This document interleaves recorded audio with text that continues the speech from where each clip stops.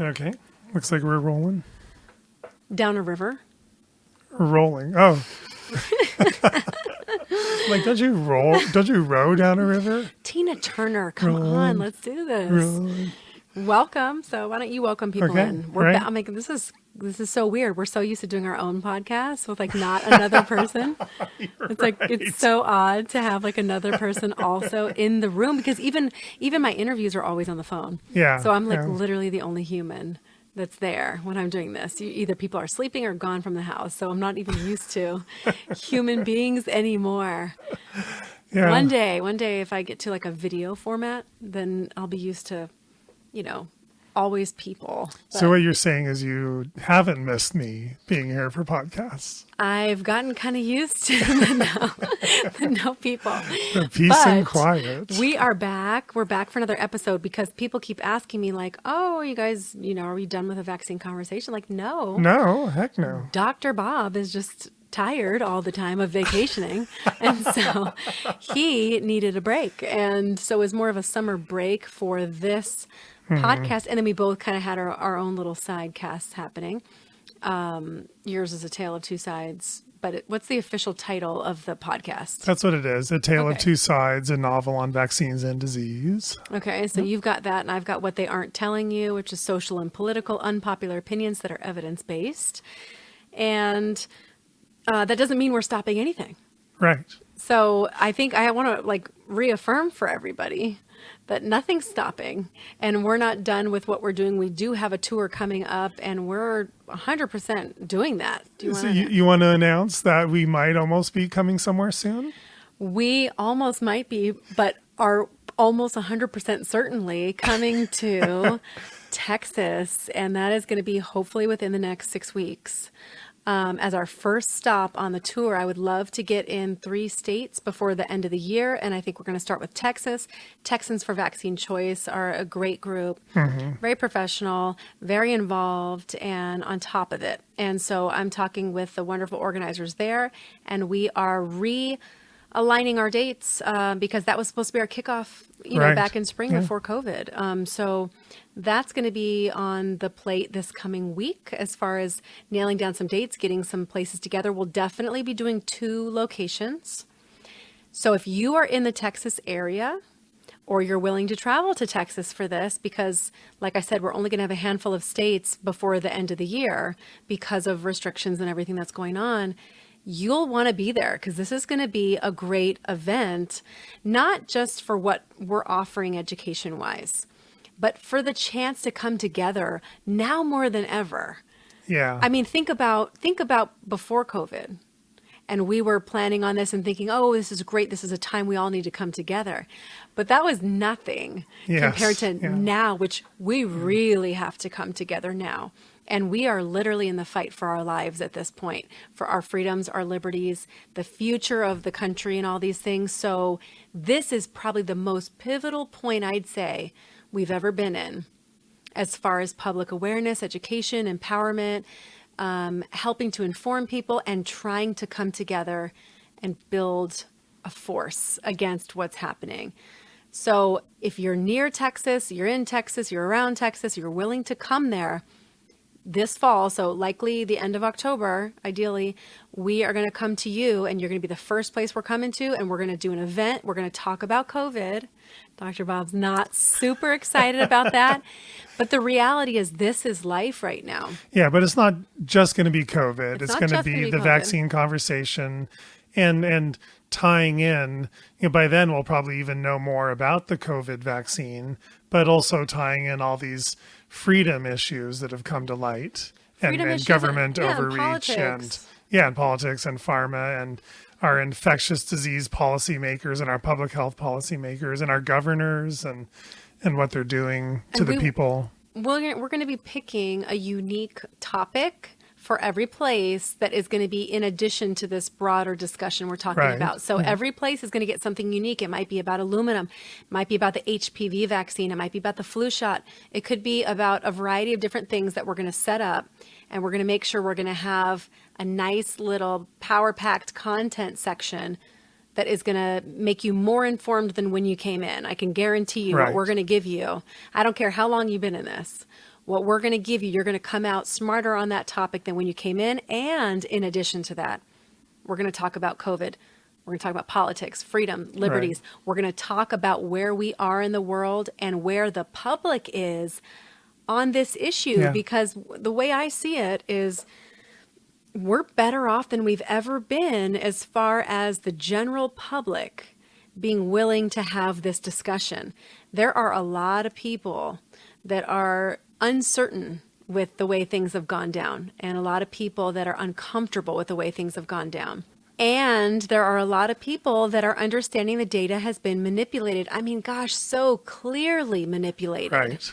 And what we've always said is the same thing was happening, right? In Yeah. our little small world of vaccine safety Yeah. and informed consent discussions, this is a much bigger world. This is happening, but it's the same story. So I think there's a unique opportunity here. I've been saying this for this discussion to become much, much broader and invite a lot more people in.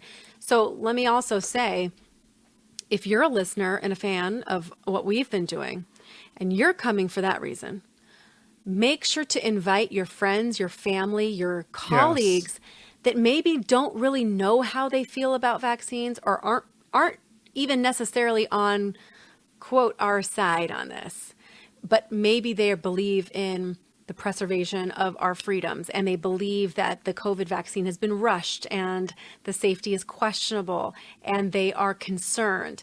Bring those people too. Bring your conservative friends, your Republican friends, bring your independents, bring the people who don't maybe even know how they stand on vaccines, but know how they feel about mandates and the government getting involved, because we will not leave them out. We're going to have that discussion too. This is really a conversation for everybody. And this is not, you don't have to be a fan of our show. You don't have to be a fan of vaccine safety to be there. You just have to be an open-minded American who is not okay with losing your personal liberties and who feels like they have the right to information and to be informed before making important decisions for themselves or their families. So if that's you and that's your circle and your friends and family and colleagues, get everybody to show up to this. We made the ticket prices, what, $10? Yeah, and if you bought one of the tickets for the original show, back in March or whenever it was going to be, we will just turn those tickets over to the new show.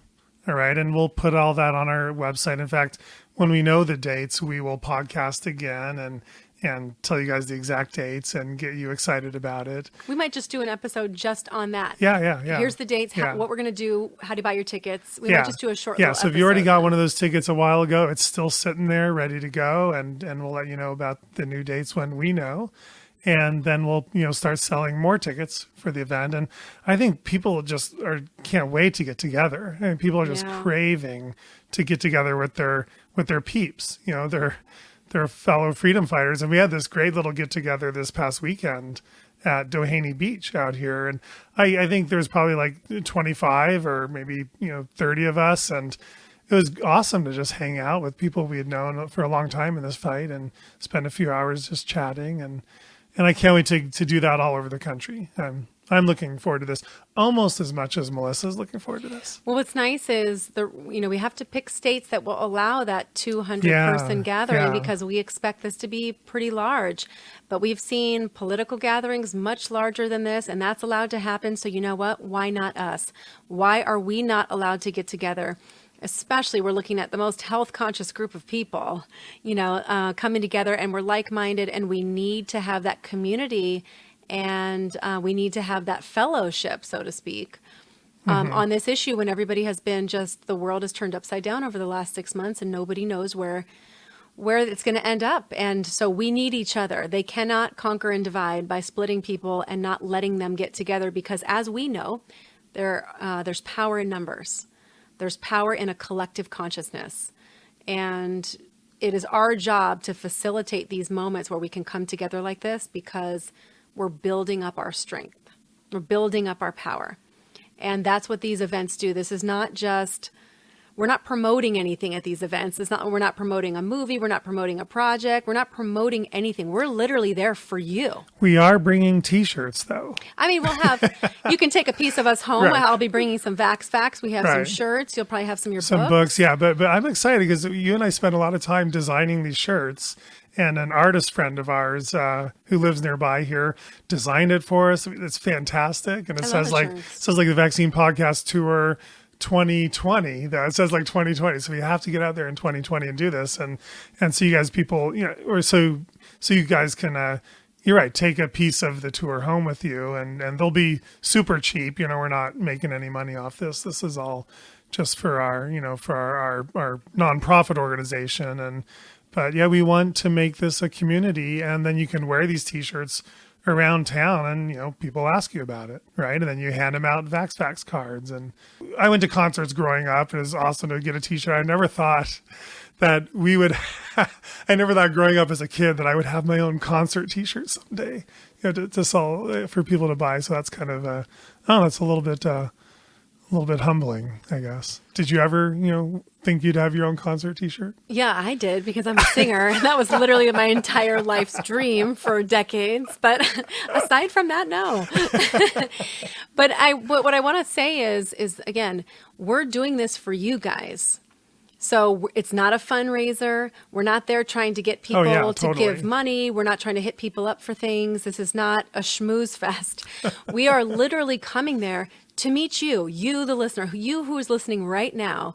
We want to meet you. We want to hug you. We want to meet you. We want to talk to you. We want to share stories with you. We want to share the energy and the space with you. Mm-hmm. And we're there to inform and educate people. We're giving you tools. We're offering ourselves to you. We're offering the knowledge we've come across and compiled to you so that you're better off and you can go educate and inform others. We're starting the dominoes so that you can be a part of them continuing to go on. So this is very different, I think, than maybe what a lot of the other things have been in our community. And it's not a rally, and there's no legislation we're fighting. This is literally just an information and empowerment night where we are there to meet you and give you information and come together and spark something and light that fire everywhere that we go. And we talked about this before COVID, this is a national discussion. I mean, it's a global discussion, but I mean, even more so, it's national. This is not state by state. We have all these state groups, but really we're all fighting the same battle here. So it doesn't matter if somebody's in one state or another. This is the same bigger picture. And I encourage everybody to step back and realize it's a bigger picture. So you might think, oh, well, I'm in this state over here. Exemptions haven't been taken away, so we're fine. Yeah. This is all part of the same discussion. So make sure you're there. We're excited to be there. We've done everything we can. And trust me, it's been a lot of work to make this happen. So we have busted our collective butts to make this happen. And we're excited to be there. So please, be a part of it with us and show up also. I know it's like, oh, I don't want to go. But what about, get childcare, get a mother-in-law, get somebody to watch your kids, and get out with your friends and come join us. It's going to be great. You make it greater, because that's the truth. So, the people and the who more are there of you, the more of you and that energy, and I want that fire. I want that there. And that's going to inspire us, and it'll bring out the best in us. I actually want you and I to be like tired at the end of this, because I want it to be that good. Yeah. I love those moments when you just give everything in an hour and a half or 2 hours. Yeah. You give all of yourself. You're fully available to everybody. Yeah. You're motivating them. You're informing them. Your brain's working overtime. And then literally when everybody's gone, it's that moment of like, oh my God, I'm so exhausted. Yeah. I want to feel that, because then I'll know I've done my job. And that's what we're coming to do. And we're going to do it all over the country, but we're going to start wherever we can start now. And that might look like Texas, Utah, Idaho, and maybe even South Dakota. We might need to take a trip to South Dakota with the way that they've stayed throughout this whole thing. Is kind of be interesting to see what kind of group of freedom-loving Americans are there that would support this type of discussion. So anyway, Texas is going to be first. We're going to do the best that we can to get the most amount of places in before the end of the year. And then we'll kind of let maybe the first few months of the year go by with crazy flu season and whatever else is happening, crazy weather. Yeah. And then maybe we'll start in March again. Yeah, that's going to be so hard to wait. Well, to and maybe do we won't. this. Maybe we won't. Oh, it's going to be so hard to wait Especially until if we can do spring, California. Right? If we Well- can do somewhere that's local without crazy bad Oh, weather yeah, and all that totally. stuff, No, then you're right. let's do it. Well, We'll if do it. we get our flu shots, then we could go to like Massachusetts Speaking and of New York, flu right? shots, speaking of flu shots, Today's topic today's topic is brought to you by Melissa Floyd. Wait, did you welcome everybody in officially? I didn't welcome everyone. Let's do it now. Okay.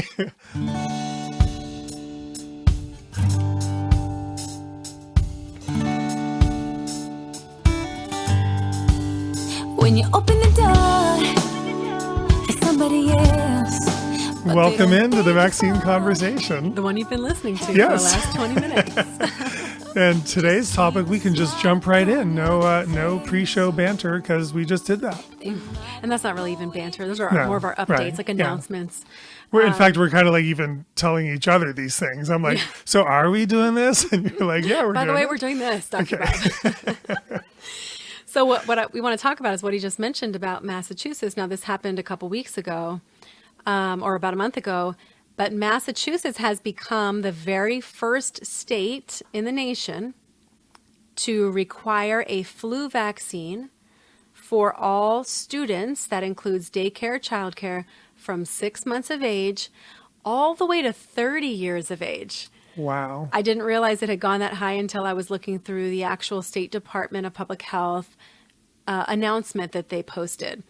So we know in places like Connecticut and I believe New York, they passed something to allow for this is last year, the flu vaccine for childcare. Right. But it has not been for school entry. Now, I'll tell you one of the things that concerns me the most about this, the fact that this whole thing passed during COVID without any notification or involvement from the public. There was no ability to be a part of the hearings. There was no public discussion and a chance to go to your legislator and plead your case. It literally just happened in the dark of the night. All of a sudden, this is sort of passed. I mean, everybody's so concerned with COVID right now. They weren't really expecting legislators to come together and vote on something like this that is such a contentious and complex discussion. And we're not talking about, a very niche at-risk group of people. All students, 6 months to post-secondary institutions, being college, and it even says in here specifically up to 30 years of age are required by this year, December 31st, to get a flu vaccine. And two of the articles, I'll give you the names of the two articles that we're talking about today. One of them is from CBS Boston, and it's entitled "Flu Vaccine Now Required for All Massachusetts Students by December 31st." And you know how I've done those fake news breakdowns, and I have to remind myself I need to do that for my podcast and actually go through one of those in a podcast audio format, where you look at an article and you kind of look at the details. What I found really interesting about this, and anybody who's been in this for a while, you're going to know what I'm saying here. You can tell how they want you to feel about this topic by the way that they present it and lay it out and the order in which they put the quotes. Okay. So the first parent that they include in this article Can I guess? is going to be, tell me what you think. I don't know if it's a parent of an immunocompromised child, or does that come later? Or do they skip that? They skip that altogether. Okay, right, But what would right. you guess? Is this somebody for the mandate or not for the mandate? Well, for the mandate.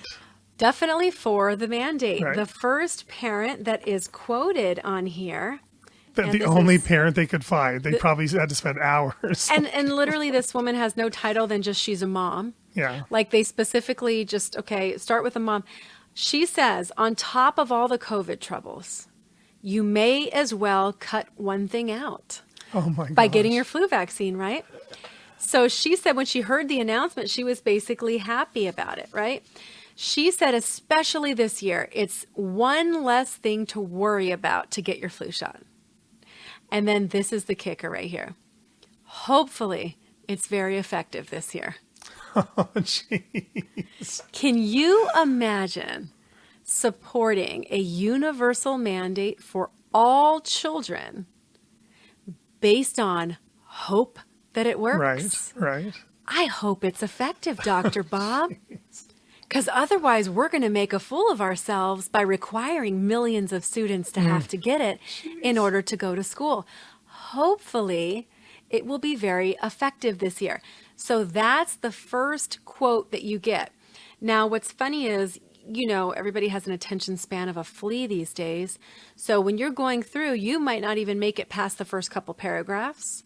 So you would have gotten that quote in the first paragraph of somebody supporting it as if parents agree this is a good idea. Yeah. You might as well just cut one thing off the table, get your flu shot so you don't have to worry about it with COVID this year. See, they're really, really trying to bring these two things together.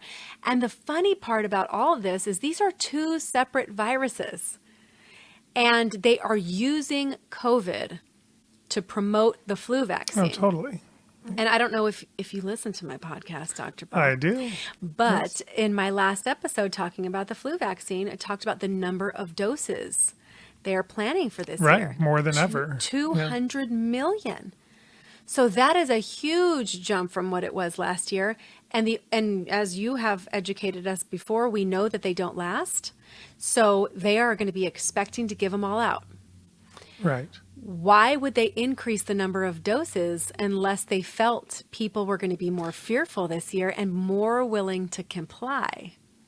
Right? They're not No, going to totally. They're not going to guess. No, for totally. nothing. But they weren't just going to rely on more people voluntarily getting the flu shot. They have to increase the mandates wherever they can. You know, the Massachusetts, the California Public Health Department just mandated it for all healthcare workers in California. And then And college students, right? Because that would be for college students too. They're part of the UC system. Oh, yeah, the UC system. Yeah, the UC system and all healthcare workers. So it's been mandated to work in a hospital, in most hospitals, but the public health department mandated it for all healthcare workers, no matter what you do in a doctor's office, unless you're like tech support. But everyone that works in anywhere that offers medical services, they're mandating it. If they don't tell you the little, parentheses that says you can exercise a religious exemption for it in California, even though that doesn't really exist in law. It says you can actually use a religious exemption as a healthcare worker. Okay. Right. But in order to utilize those, extra 50 million doses that they're making this year, they knew all those would just go in the trash if it was just a regular year, business as usual. They had to find states where they could dish, tens of millions of those doses out, where the government would be buying the doses from the pharmaceutical companies. The CDC would be buying it. The public health departments would be buying it. Employers, colleges would be buying it, or people are having to buy it themselves as a mandate. They basically had to put a mandate hand in hand with the increased production. Otherwise, all those billions of dollars would have gone to waste. And that's happening behind the scenes. That pharmaceutical companies who are making the flu shots and their lobbying organizations and their medical organizations are dishing out tons of money to the legislators who are passing these flu mandate laws in order to get their product mandated in their state. That's happening. Well, and that for California, for example, they didn't pull the school thing this time. Right. And why? Because there are a lot of activists in our state that have already been mobilized and have been fighting back for a while. So it's kind of funny they picked Massachusetts to start. Was that the center of some huge outbreak during COVID? No. Was it some major, childhood illness epicenter? No. They're picking places that have not mobilized yet on purpose, the same way that they did when they took away in West Virginia and in Mississippi, where they took away exemptions originally first. They're going for the weak targets. So New York and California are kind of fired up right now because they've been taking away our rights for the last couple years. Right. That's not the angry den you want to go into.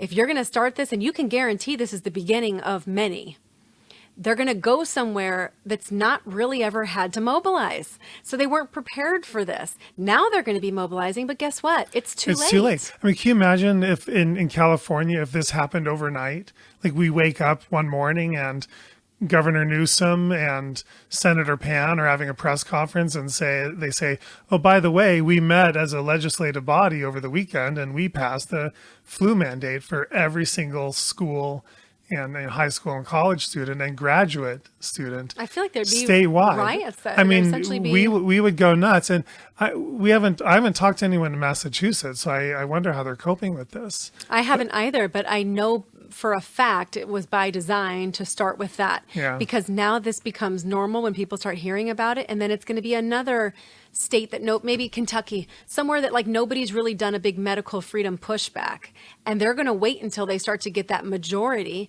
and they're going to start falling.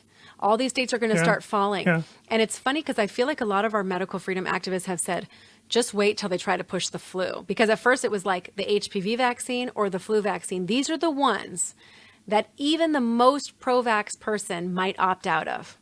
Right. And the fact that they did that without allowing the public to weigh in on it, I don't know why there's not a lot more, crazy pushback, because it is just unreal. I don't know if people understand the implications here, but you should know that in Massachusetts, they still do have medical exemptions, like all states, obviously, and religious exemptions. Right. And so people might think, oh, okay, it's not required. But it's just what I always say, it's the stroke of a pen. Right. It's one step towards taking away the religious exemption. It is so easy to take that away. It's just Right. one quick bill, one quick piece of legislation that goes, you know what? COVID's happening. We can't take any chances with our children not being up to date. So we need to remove the religious exemption. And guess what will already have been in law before that happens? The flu vaccine. Right. The vaccine that is the least effective vaccine on the schedule. And what I was telling Dr. Bob as I was reading this, of course, homeschool students are exempt, but guess who's not exempt? I'm going to read for you directly from the Massachusetts Department of Public Health. Okay, I want to read for you. It says, this new flu immunization requirement to enter school in January is in addition to the existing vaccine requirements for all those attending childcare, preschool, K through 12, colleges, and universities. And then it says, elementary and secondary students in districts and schools that are using remote education right now are not exempt. So let me read that again. If you're in elementary or secondary school, so elementary, middle school, high school, and you're in a district that is doing remote learning right now, remote education model, they call it, you are not exempt from being forced to get a flu vaccine, even though you're not even in school, you're not in person with anybody, you're literally at home in front of your computer. You have to get a flu vaccine by December 31st. Now, one thing I will say about the flu vaccine that I think people keep getting overlooked, and I need to go into this again and post this again. There is a limit to the protection it offers you for those it works for. It does not work for a year or 10 years or 15 years. According to the studies I found, your antibodies have decreased substantially before 90 days time. So you have all of these people getting it now, getting it in August or September, and the flu season goes all the way through March of next year. In fact, the biggest peaks that I see are in March as far as cases. So let's say everybody's getting it now. Their protection is not even going to last them Right. to the point where they're in person. Their protection in quotes. In protection, because right. assuming it works for them, Right. assuming they're one of the few it works for, and they happen to come It's going to across, wear off before. it's going to wear, and guess when it's going to wear off? Just in time for them to go back to in-person learning, because these people are remote learning Yeah. as it is now. Yeah. So they're going to go back to school thinking they're totally protected. And what are we going to see? We're still going to see the flu in schools. Why? Because we know the vaccine doesn't work, but it doesn't matter that it doesn't work. All that matters is the fact that they are able to control and pull this with the worst vaccine on the schedule. I mean, it was shocking to me when I saw it. I can't believe more people weren't up in arms. And I guess that's because we're here in California, so it's not affecting us directly, but again, this is how they work. They go from one to the next, to the next, to the next. Everybody listening to this needs to be ready to go, on edge, ready to defend themselves, because you're going to need to organize and mobilize. And if this happens in your state, you need to take it to the streets. That is the reality, especially in COVID right now, where we can't go to your capital, you can't go to your legislators' offices the same way you could before. You're going to have to go to the streets. I can guarantee you people have no idea this is happening and what these implications are going to be. 6 months to 30 years old. I mean, come on. Right. And it doesn't even have to be the legislature that is passing these laws. For example, the rule that the California Department of Public Health just made for the flu vaccine for all healthcare workers, they just made that rule themselves. It wasn't a California law. The senators were not involved at all. So, and New York has done that as well. Other states. So your public health department actually has the authority in most states to arbitrarily say, okay, now we're going to join Massachusetts and we're going to join California in mandating the flu shot for preschoolers, mandating the flu shot for healthcare workers, mandating the flu shot for teachers. I mean, it doesn't have to be a legislative process. Wow. And people need to kind of wake up to that our infectious disease policymakers and authorities, that we've allowed our government to have this kind of power. We, the people, like you said, you need to go to the street, start talking to your friends, start telling everyone, hey, I know you've never had a flu shot, but they're starting to mandate it left and right all over the country for these different people. And they might come and just mandate it for everybody. If they can manage to make 350 million doses of the flu shot some year, boom. Nationwide mandate for everybody. You got to wake people up to this. And like I was saying on the episode that I did, their goal has always been over 80% compliance. And they're only at 47%. So it has been a push for a really long time to get those numbers up. And the only way you're going to do it is if people fear the disease, right? Wasn't that some of the Cochrane Library reports about how they were going to market the flu vaccine was all about increasing fear of the illness? Not everybody's afraid of the flu. Well, of course, because it's pretty mild for most people. It's manageable for most people. But they wanted to increase. So speaking of the flu, I'll just say really fast, I just made some new cards about the flu called Flu Facts. Oh, yeah. And I did that right after this got passed in Massachusetts. Oh, wow. And on my card, I mention it. On the top of that card, it mentions that in Massachusetts, this law passed and they're coming for other states. It has really good information. People have been asking me for the last year to do Flu Facts, but honestly, when I started this whole thing, it was like December, January of last year. It was already kind of the middle of flu season. Didn't really make sense. Yeah, and you're like, who cares about the flu shot? I mean, half the country already doesn't like it. But we wouldn't have thought this was happening. Right, but I knew this was definitely a topic their ears are open to. Right, when it comes and especially now. To the flu vaccine. Well, yeah. So if you want those flu facts, message me on Facebook or on Instagram. It's the only way you can order. Some people direct message us on Immunity Education Group Facebook page or find that email. Yeah. Those will get to me. You can only order through me. I don't have a link. I might need to worry, to set that up or something so it's a little bit easier. But right now, just go right to me and I will make the order and I will ship them out to you. And they're awesome. So I'm really proud of them. Flu Facts. It's the first volume, 3 different points again on the front, 3 different points on the back with some additional information like Massachusetts and thimerosal. And if you want to order, get them from me. But check out what this Department of Public Health also says. And this is the kind of misleading stuff I don't like. So they say all children at least 6 months old who attend childcare or preschool must be immunized in accordance with the ACIP schedule. Okay? 6 months old to childcare age, you have to follow the ACIP schedule. It's not the same schedule as what's required for school entry because often that schedule is reduced doses from what the CDC recommended schedule is. So the ACIP, for those who don't know, is a committee, part of the CDC basically, that decides, not really part of the CDC, but this is the group who decides what vaccines are on the schedule for children.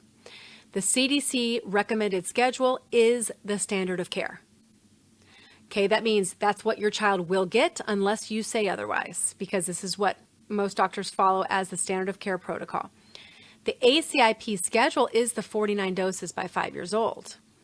That is not what's required for kindergarten entry in many states, though. Right. In many states, some of that is taken off or reduced, and you should be very familiar with your state's recommendations, because it might not be, I mean, a guaranteed is not as many doses as what the CDC is recommending, except for in Hawaii. I know that they just basically adopted the CDC schedule for all of their students. So you have to follow all of them, which would be the full 69 doses by the time you're 18 years old. But mentioning 6 months to childcare, we're talking about a hefty load of vaccines here. This is not just measles, diphtheria, and tetanus. People Right. like to think these are just the worst, a couple handful of childhood illnesses. What's the big deal? They're asking you, they're telling you that if your child is an infant in daycare, they have to follow the CDC schedule. That means the full-blown schedule. Now, that's not something I think many people are realizing is a requirement. You might think to yourself, oh, I can do some, space them out or whatever. But following the ACIP schedule to me is very dangerous, because like I said, in Hawaii, they already changed it to where all school children have to follow the ACIP schedule now. Wow. And that's going to be another thing. They're going to keep pushing this. They start sometimes with things like daycare, just like Connecticut and New York. Let's do the flu shot just for daycare entry. We're going to make them follow the CDC schedule first. What they want, every child to follow the CDC schedule, every adult to be up to date according to the CDC schedule. That's what they want, period. Oh, of course. They are just inching their way closer, and the easiest target is childcare entry, because you have to work. Right. You have to have somebody watching your child, so you're going to just do it because you don't have a choice. You might not have felt comfortable. You might not have even had a chance to do your research, but it's not going to matter, because that's how they push you. They push you into complying because you are forced. You're desperate. And they move from childcare to school age, from school age to post-secondary school age, and then they do the healthcare. They do the small little subsets of our private sector business, and then they're going to work to opening that up a little bit, opening that up. They're trying to cover everybody with everything. That's not a conspiracy theory. That is Right. a complete Right. fact, and we've seen it as it's working. But if you start paying attention to these states, and the NVIC is a great resource for this, because they're always on top of what new bills and policies have come out in each individual state. So I encourage you to go to their website and check out what's happening in your state. You can see the bigger picture, a little bit here, a little bit there, a little bit there. If you're yeah. paying attention and you step back, that puzzle becomes very clear.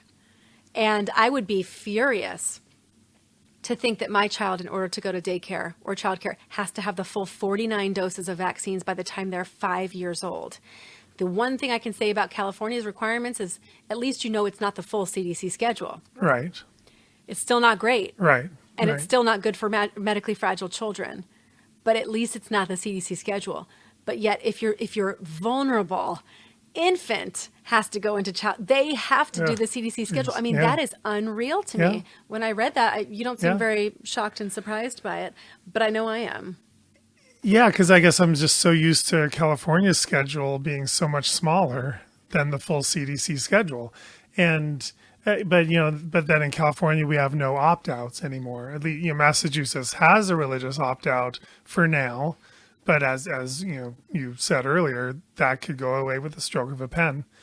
And something that I just found out that you told me the other day, you can now actually give infants, these little 6-month-old infants and 1-year-olds, they're now allowed to get the adult dose of the flu shot. Infants and kids up until before they turn 3 years old used to get a half dose, and they still make half doses, and you can still get a half dose of that shot. And you need 2 of those half doses as your first dose when you're 6 months or a year, whenever your first flu season is. But they just recently, last year, the ACIP or the CDC, I don't know who allowed it, but someone allowed the approval of giving full adult-sized doses to these little tiny babies of the flu shot. And so now if you're at your doctor's office and you don't know better, and your doctor has run out of the little infant doses, your doctor can just go to the fridge, pull out an adult dose, and give your baby the full adult dose, and give your baby that full adult dose twice. Right, 6 months and 7 months. 1 month back to back. And that just, again, is very shocking for me. And I didn't know that. That kind of was totally under the radar. And you had read it or heard it somewhere a few months ago, and somehow these little nuggets like stick in your brain, and then you pull them out later. And I looked it up, and yeah, you were right. So yeah, I had to laugh. You messaged me the other day. You're like, you said in your podcast that they can get the adult dose, but that's not true. They do an infant dose, which is half. And I was like, wait a second. We actually covered this though a couple years ago. We talked about the fact that they were going to be changing this. Yeah. And then you text me back. You're like, oh, wait, look at you. You're right. Look at you. Look at you. You got it right. Yeah, I can't believe you're just a mom, but you got something right. Oh my gosh, you're a woman too? And oh my gosh, that's amazing. Just joking, of course, because I don't think Dr. Bob's like that. I know I joke about that, but I know, yeah. But it was kind of funny. You're like, oh yeah. But I don't think anyone knows that. I don't think anyone in the public. I don't think most doctors know that. Well, hopefully everybody who listened to that episode and what they are telling you. Yeah, but you just sort of said it as a little fact, kind of, as an afterthought almost. And so now our listeners, you guys can start warning people where they're mandating the flu shot. If a kid has to get it, at least make sure they're getting the infant dose if they're, 35 months of age and younger, before you've turned 3. Or just don't get the flu vaccine. Oh, yeah, when yeah. your child's an infant Right. or very young, especially with the additional number of doses. Yeah, I find it interesting. I don't know if they covered it in this article, but I was trying to think of why are they mandating the flu vaccine this year and pairing it up with the COVID issue. With COVID out there, we want to, stop people from getting the flu, and because, people are probably going to get COVID and we don't want them to get both. But I was trying to think of why. I mean, they know it doesn't work very well, but there's always been that general medical belief that it will decrease your risk of hospitalization, decrease complications. And you could argue whether or not that's even true, because it might not even be true. But accepting the fact that most doctors and medical professionals do believe it's true, I wonder if that's the main reason why they're mandating the vaccine and really pushing it. It's all to prevent, the hospitals from getting overloaded. What was the catchphrase? I mean, for COVID?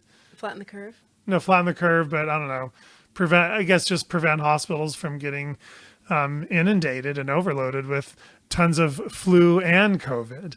And if everyone gets the flu shot, then no one's going to be in the hospital with the flu this year. So then we have room for COVID. But as you know, hospitals are full of the flu every year, regardless of the vaccination. I was going to say, so it just doesn't make sense why they're using that. Yeah, let's go to last year. If the hospitals are overrun with people with influenza, which of course we know is not true because that's only true about 16% of the time, the rest of the 84% are other respiratory illnesses that are not actually influenza. So the flu vaccine would not work for those anyway, by the way. Yep. But if we already know the flu season makes the hospitals have tents outside and sometimes need assistance from local we know that has happened. The flu vaccine's already in production, and there are already a crap load of people that voluntarily take it and a bunch of people that are mandated to take it. So why do people all of a sudden think it's going to somehow work this year, but it didn't really work all the other years before? I personally think that they saw COVID as an opportunity to milk the fear. And my feeling is they're like, let's not let this go to waste. Yeah. We can just tell people getting the flu vaccine is going to help them, maybe could prevent them from having both things at once. I've seen that. Get your flu vaccine because you can have both of these things at once. Of course, the likelihood of that is just, Or they're setting the stage to mandate the COVID vaccine. It's all connected but why? Because these are the same players at work. The same people behind who's been pushing this huge flu shot vaccine campaign for all these years. Those same people are the same people behind the whole COVID. Let's scare everybody with the numbers and make this into this extended pandemic that never goes away, that makes everybody in a state of fear. And also we just happen to have the vaccine for that. And we just want 7 billion people to happen to get it. And it's going to be a couple months of protection. You'll need it maybe every year. I mean, this is the same people running the show. I don't know why anybody would think that somehow it's different. It's not different. So if they've been trying to do it over here, it didn't work. Now you got a bunch of people scared. Okay, we're going to shift a few things over here. Let's kind of focus on this, and then we'll pull up with this, and we're double trouble. We're going to be like the end of this year. We're going to be doing pretty well for ourselves. I mean, and again, not a conspiracy theory. This is actually based on patterns that we've seen for years now. For years. Yeah. And so here we are now. Flu season's coming. I'm kind of curious to see what's going to go down. Yeah. I'm curious to see what's going to happen. Are we going to have huge spikes of the flu? Or are they going to say it's a second wave of COVID and all of a sudden we don't have the flu? I'll tell you, I watched an interesting video. I watched it a couple weeks ago, but I didn't get through it all the way. It's this Irish guy. Did you see it? No. I don't watch videos like you do. Irish I don't watch YouTube or Facebook videos. Well, no, it's a data-based evidence guy who breaks down all these different charts. And sounds like your cup of tea. It's my cup of tea. It's not really Data your thing. and charts. But what's funny is, so Dr. Scott Jensen, who we've had on here, he shared it, and then a bunch of people shared it to me, and they said, "Hey, check this out. What is this about?" And as soon as I see a video that's 30 minutes long, I'm like, "Oh, I'll get to it later. But as I played it again, I was like, wait a second, I've seen this. I saw this a couple weeks ago, but I didn't finish it.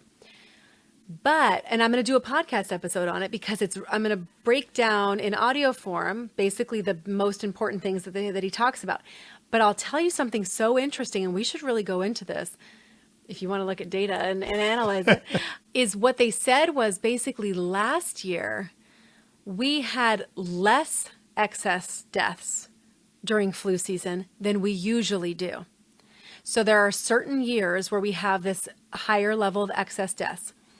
So what he calls that is basically tinder on the fire, because there was a huge group of susceptible people who didn't die last year. Yes. And this was like a light bulb for me. What that meant was you had a much larger group susceptible now to another illness coming around, which in this case happened to be COVID. But what they found out was in all these different countries, the countries that had the highest totals had the lowest levels of excess deaths last year with the influenza. So there were a few countries that had above average excess deaths with influenza, and those had very low COVID deaths. So basically what they're saying, and I thought about this too, there are only so many susceptible people at a given time. So if you're looking at all the people with underlying conditions, elderly, those who are weak and frail, that's who an illness is going to go after. It can't take over healthy people, because that's not how typical viruses can work, or bacteria, whatever. So you're talking about a group of susceptible people. Well, there are only so many of those people. And once they get attacked and once they get used by that as a host, they are no longer viable. And there's only so many 85-year-olds with underlying conditions that are around. Once that small group dies out because of an illness, there's nothing left. So it's not going to just then move to the 40-year-olds who have no underlying conditions and just start going after them. It can only go after who is susceptible enough, weak enough to be taken over. So if you have last year's flu that didn't really take, because in 2018-19, that was a bigger season. So 2020 did not have a very big season the year prior. And so what happened was you've got an entire group of people that were ready to be attacked, so to speak. And it's such an interesting hypothesis that you can look and see visually these dips, and the dips were last year. And it was under the traditional line for deaths. So your excess death level was below normal. What's going to happen? You have twice as many people now that could be killed by an illness that you would usually have. Because if the 4,000 or 5,000 or 6,000, like in Sweden, for example, the number they came up with was about 4,000 that did not die from the flu. And that is just about the number they've had for total deaths is about 5,000. So essentially the people that would have died before that didn't became the first deaths of COVID and a higher rate than they would have had just from a new illness. It's kind of a deep theory I don't even know if I'm totally explaining it well enough for you guys to get what I'm saying. I'll put my thoughts together in the podcast maybe a little better, but so interesting. And it was something you've not heard anybody talking about. Yeah. And according to these data graphs, it was completely visible in the UK, in I think in Italy, in Sweden. You could see the drop, and then you see the spike. But in all those countries that did not have that drop the last year, they also didn't have a spike. Because some people are going, how come this area did and this area didn't? How come this neighbor to Sweden didn't have? Well, now there's some reasons why that could have been the case. Is there were people spared the year before. And, eventually nature catches up with you. You're only given that extra little bit for so long. If you're a susceptible person, you're going to be susceptible at some point coming up. Yeah. What do you think? Yeah, no, that's super interesting. I never even thought of that either. But it sort of makes me wonder if this coming flu season in the U.S. is going to be pretty mild when it comes to deaths. That's exactly what I was saying that for. And why is the season going to be mild? It's because the flu shot's going to work so wonderfully. No, that's what they're going to claim. That's what they're going to say. They're going to say, gosh, we mandated the flu shot. We made 200 million doses this year. We made so many more. And look what we've done. We've had fewer masks. We have people wearing masks. You're right, and masks. Yeah. We've had the fewest flu deaths, in a single year than, and going back many, many decades. And that they're probably going to claim it's because of masks and the flu shot. What will be the real reason? But the real reason would be so many susceptible people died from COVID, tragically, this year, instead of dying from the flu last year or this year. Or this year coming, yeah. Right. Isn't that interesting? That is super interesting. It makes total sense. No, it makes total sense, though. So I'll do a little thing on this video, but it's important to understand patterns and trends. And we've been covering this for 6 years, so it's easier for us to say, well, this is the what usually happens, or the average. We can say that, and you can say that because you've been looking at vaccines, for a long time. So we're prepared to see patterns. Everybody wants to say COVID's new. It's all new. It's all new. It's novel. It's new, right? And I did an episode on that. I talked about that on the podcast about how it's not really novel, according to Beta Sadler, who said, no, this isn't novel. This is actually so closely related to SARS-CoV-1. We do know the patterns of this virus. But because you can see patterns in how they market public health and illness and disease and vaccines, we know exactly how this is going to go. So anyway, I think we can wrap it up here on this episode. I want to remind people just real quick. Everyone already knows this, but in case you're new to the flu discussion, there is no good data or research that shows the flu vaccine stops you from catching the flu and becoming contagious and spreading it to others. So it's not a public health benefit. So all these states and places that are mandating the flu shot to try to reduce the spread of the flu shot just doesn't work that way. If anything, it maybe will reduce the severity of your symptoms, but even that's debatable. So I just want to put that out there, and it might not even decrease the hospitalizations in the elderly and possibly not in children. There may be some decrease in hospitalizations in healthy adults, maybe not.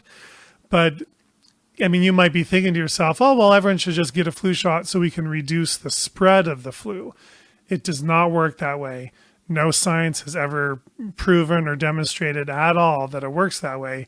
So you can't claim that as a benefit. There really is no medical justification for this kind of mandate other than, the financial and the governmental powers that they're going after that we've talked about in this episode. So I just wanted to throw that out there in case there are any newbies out there who are And can you not tell familiar people with it. where to get that information? Because I've had a lot of people asking me, where can you find information about how it doesn't prevent the spread? We know it's the Cochrane Library, but do you have any details on where people can find that? I would say, number one, if you go to our flu episodes in the Vaccine Conversation, you will see our resources posted there on the vaccine on immunityeducationgroup.org podcast page. Go to our flu podcast episodes, and you'll see the data. I actually have some great flu data, all of this flu data and research on my johnphilipryan.com resources page. If you go to the flu chapter from the A Tale of Two Sides book on johnphilipryan.com, I have all the resources laid out there very thoroughly that talk about all the Cochrane data and how, all these studies that show flu vaccine does not prevent the spread. I just, and another resource, if you want, something easy to find, there's Physicians for Informed Consent. They have a website, that title.org. They actually just wrote a paper countering the California university system's flu mandate. And it's called Physicians for Informed Consent Letter Opposing UC Regents Flu Vaccine Mandate.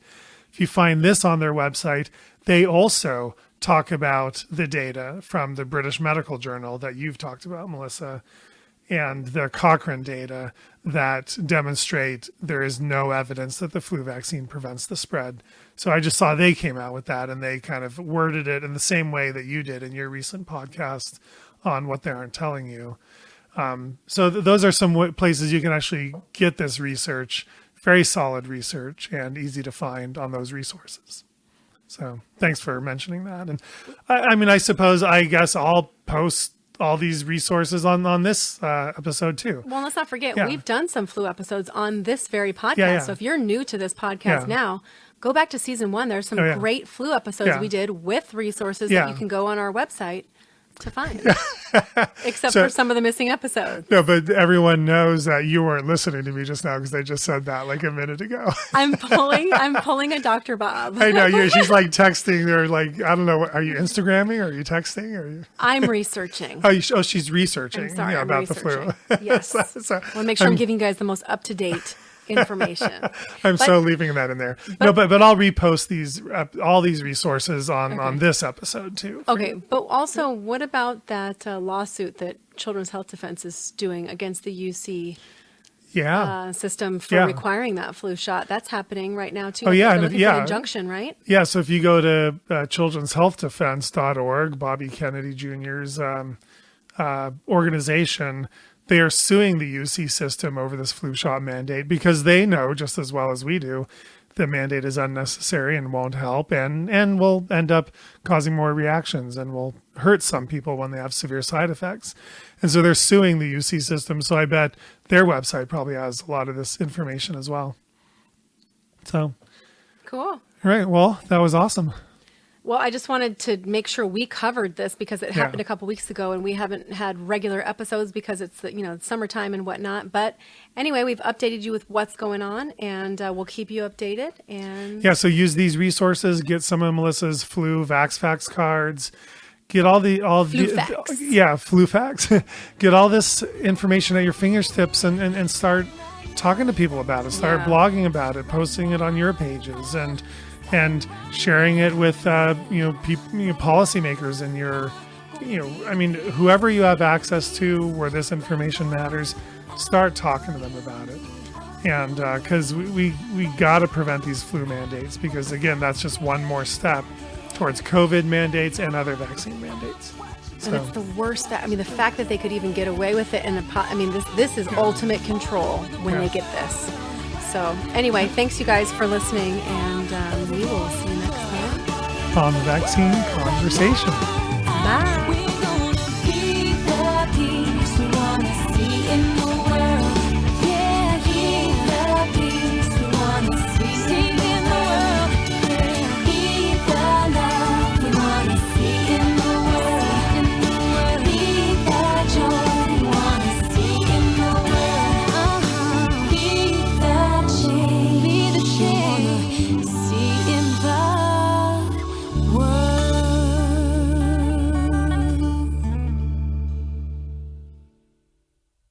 The information in this podcast is for entertainment purposes only. It is not intended as medical advice. Always consult your healthcare professional for information on vaccines and infectious diseases.